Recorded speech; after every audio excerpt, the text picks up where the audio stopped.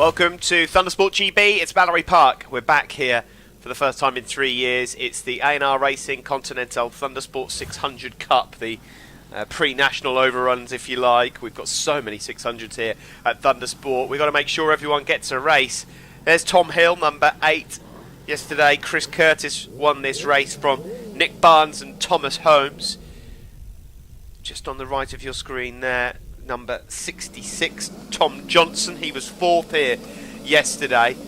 But the man on pole there, effectively, although pole position not on the grid, is number 28, inheriting Michael Coxon, that is, who is actually leading the pre-national 600 freshman championship at the moment.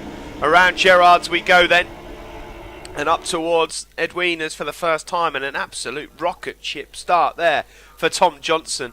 Brilliantly done. In second place there is our Texan, AJ McDaniel, number 49.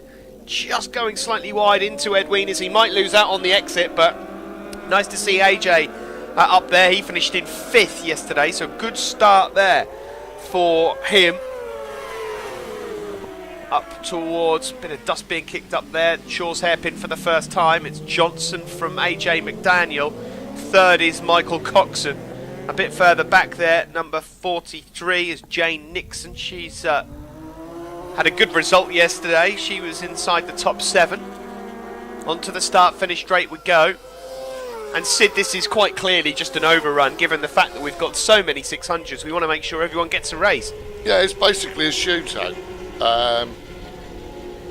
With a 2 from 3 format, it's how it works. So, you know, if you are outside the sort of qualifying maxima and you're not seeded through, it's a bit complicated. I won't go into it, but you then do one of the other races at the beginning of the day or throughout the day, and then go into this one. So you will actually have, depending on your qualifying and your mega laps, you'll have sport riders and you'll have freshman riders. But this is a straight shootout for the top 3 finishers. Number 56 there, just going through your picture, is Lewis Roberts, one of our Royal Navy riders, but coming under attack now at the front. Oh, there's a rider walking away there. Some rider's gone down anyway. Tom Johnson coming under attack from Michael Coxon. In 3rd is AJ McDaniel. Another rider coming through the pack as well. It's nice to see there, number 76, just going into 3rd place, Luke Fervey. Now, Luke is the younger brother of Cade, Syd, who races in the Super Teens. Luke himself races in the Super Teens, but obviously just fancying a little charge out on a 600 here. Yeah, I'd heard that he got hold of a 600 and that he was going quite well on it, really, for a fresh start. And it does look to me like he really is. Looks like he might well enjoy life on a 600. He's got the build for it. He seems to be able to wrestle it around. Yeah. And the great thing is, of course, for someone like Luke Vervey, as we just see a change for the lead here. Lovely block pass there. The door was open. Michael Coxon shoots through, but Tom Johnson retakes the lead again through the bus stop.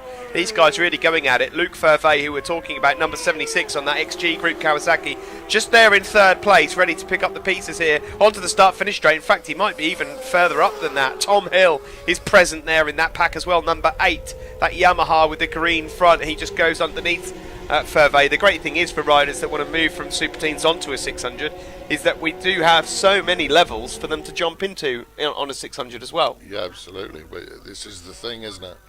And of course, when we're at bigger circuits with bigger grids and more time available, we will have like two grids instead of a 2 from 3. You'll end up with 4 basically, because such is the requirement. We've had to turn quite a few people away from this particular event in 600s. We've got loads of 600s.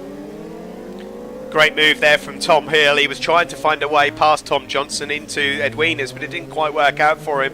Michael Coxon is that now goes into the lead of this race, though. We should just point out it's not Tommy Hill, the ex-Superbike, British Superbike champion. Well, no, that really would mean that would be a proper ringer, wouldn't it? Allowing Tommy Hill into a Thundersport 600 Cup race. Onto the back straight we go, and Tom Hill is actually now just powering around the outside. That's beautifully done there from Tom Hill. This Tom Hill is from Chesham, on the BDI Yamaha, just going ahead there of Michael Coxon. So it's Furvey there in third, then Tom Johnson. Number 79 coming through there is Nick Barnes from Peterborough. I tell you what, when that Gerrard's, you know, you've got to be brave, haven't you? The way that tightens up, it's a very, very, very fast corner. And you don't knock it off much from flat out when you go into that corner. And then it tightens on you. You really do have to lay it down and be on the power. Yeah, if you want to go quick here, you've got to be big and brave just on the exit of Gerrard's. You'll see in the GP1 class that rear end squirming away looking for some grip as they give it another handful of throttle onto the back Stevie straight. Of course, Ed Wiener's is a bit of an ugly corner really, but it does lend itself to overtaking opportunities, and then in itself coming out of it, first gear corner here means that there is ample opportunity to overtake into Shaw's hairpin as well.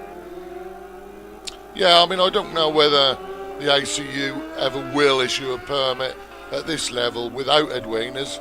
They did a couple of 3 weeks ago for the Classic Club, but then I guess they're all a bit slower, aren't they?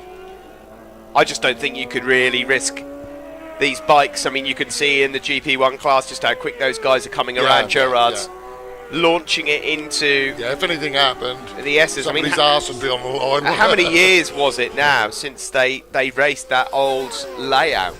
Yeah, well, it was when the old oak tree was there for a start, wasn't it? Which is why Ed Wiener's was put in. Exactly. I can't see that changing, to be honest.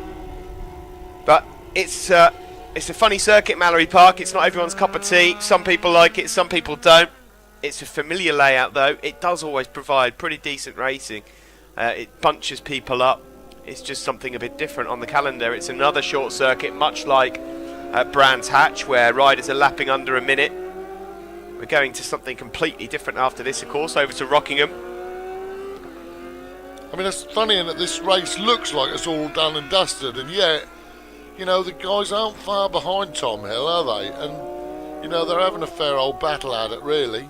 We shouldn't forget that these guys are lapping pretty well, actually. They're in the low 56s, and when you look at the actual pre-national 600 race itself, a low 56 would put you inside the top 10. So, the pace is pretty hot here, considering it's a cup race.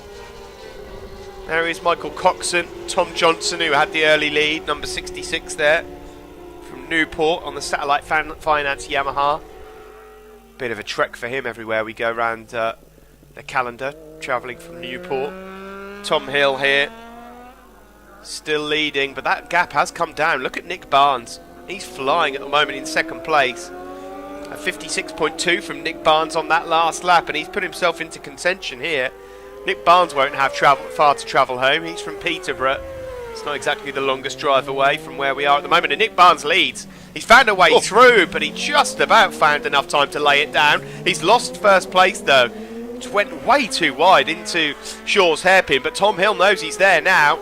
Around Devil's Elbow and onto the start-finish straight. We're running out of time here in this race. The last lap flag is out. Michael Coxon doesn't look like he's going to manage to get on the podium.